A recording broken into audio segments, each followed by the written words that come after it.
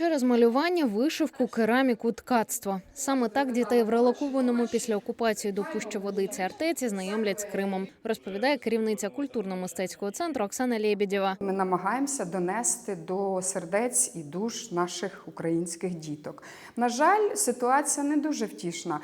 Дітки про Крим є одиничні варіанти, що чують вперше. Плачебна ситуація. І коли ми їх знайомимо, все йде на порівнянні, тому що орнаменти Івано-Франківщини, Київщини ми порівнюємо з орнаментикою і символікою саме кримською. І діти в захопленні. Що зміни, артеківці раз на тиждень вивчають тему Криму через творчість. На території табору діють 14 таких студій. Ми сьогодні зробимо витинанку з кримським орнаментом. А саме, дивіться, в мене є ось така гвоздика вирізана. Це частина кримського орнаменту. Гвоздика символізує у нас літню людину, яка несе в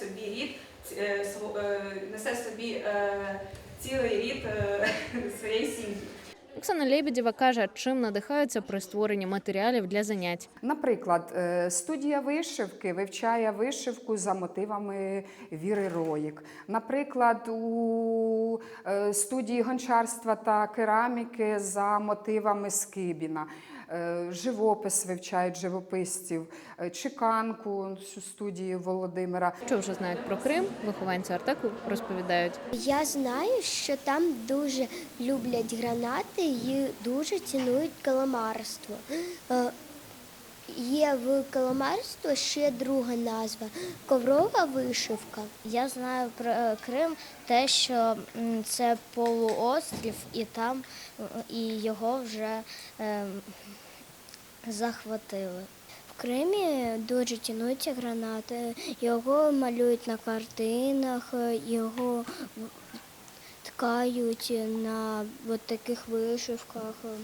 І ще його малюють на тарілках. Його захватила Росія. Хотіла би побувати там, але не можна, на жаль. Оксана каже, у майбутньому планують розширити напрямки на музику, хореографію, географію та історію, а також показати дітям Крим через окуляри віртуальної реальності. Валерія Церна та Богдан Стрілець. Суспільне новини. Крим.